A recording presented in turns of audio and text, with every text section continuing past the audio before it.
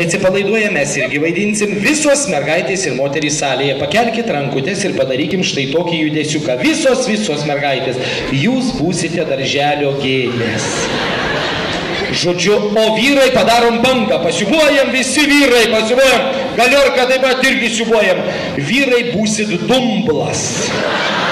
Maurai tokie, žodžiu. Tai pasibuosit. Gerbiami kolegos, jūs irgi vaidinsit. Jūs būsit medžiai. Jonas būsi palmė. Gerai, o Kęstutis? Ąžuolas. Gal būtų geriau bambukas, klausykite. Ąžuolas, matai, atsirado. Gerai, visi pasiruošę ir mes pasaką galim pradėti. Taigi seniai prieš kokį 140 metų šiuose gražiuose jūsų apylinkėse gyveno sena paliegusi močiutė Valerija. Taigi močiutė Valerijos trobelė, lova, guldykit babą į lovą dabar. Žodžiu, močiutė nebevaikščiojo, jinai sirgo gripu tuo metu, tai stop, Valerija. Kas tu toks? Čiužinys. Nebuvo jokių čiužinių prieš 120 metų.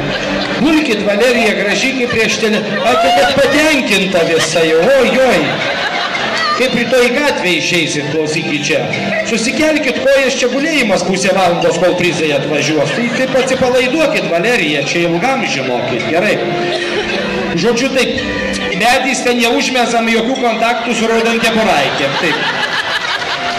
Taip, prašau, gerai, Valerija. Čia ne mūsų reikalas, bet jūs visą laiką taip seksualiai ir miegat, sakykite. Ne, nu labai fain, šiuolaikiška močiutė pasitaikė.